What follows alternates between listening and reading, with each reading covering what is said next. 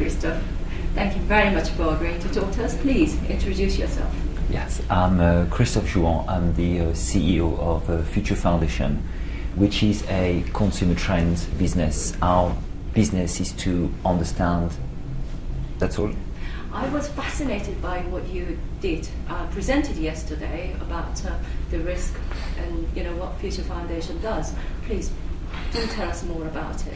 Okay, the Future Foundation is about trends. It's about consumer trends. It's understanding consumer behavior and consumer attitudes. Is to project this into the future and advise companies strategically on what that means, what sort of products and services they should make. What I was talking about yesterday was about what I call the death of risk, which is a very simple proposition, which is a lot of things that used to be acceptable in terms of risk are no longer acceptable, to a point where we have developed a complete aversion to risk. And it's to a point where we want risk to be completely eliminated from our lives. It is fascinating. It's when you explain it, it all makes sense. But something that perhaps we don't always think about. Now, what can the businesses do to translate this death of risk to help their businesses? Absolutely. What travel businesses need to do is to really understand what risk actually means to different consumers.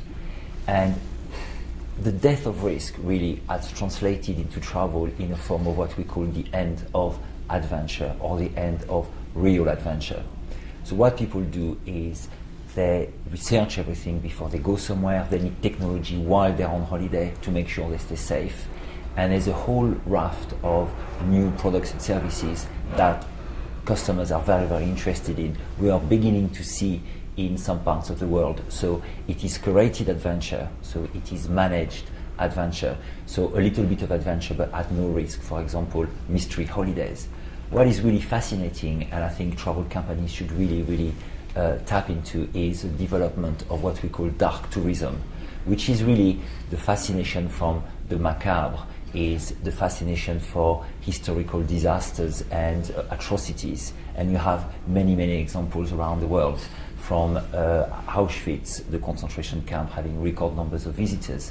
But we're seeing more and more signs of this nature in Asia, such as Pol Pot's grave, Mumbai's worst slums, even the earthquake site in 2008 in China, which has become now a destination of choice.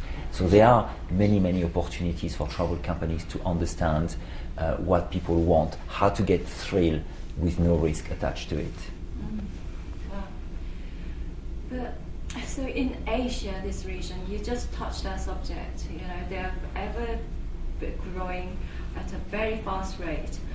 What can they do to stay ahead of trends like this, in your view? I think the key is to really understand the consumer. The key is to put the consumer at the heart of every single bit of strategy. I think traditionally the travel industry has been quite supply-led, and it has to become demand-led. It has to be able to understand, anticipate trends, and react very quickly to these trends to anticipate demand, not the other way around. Okay, well, it's fantastic to hear from you. Thank you so much for talking to us. It's a pleasure. Thank you very much. Thank you, Christophe.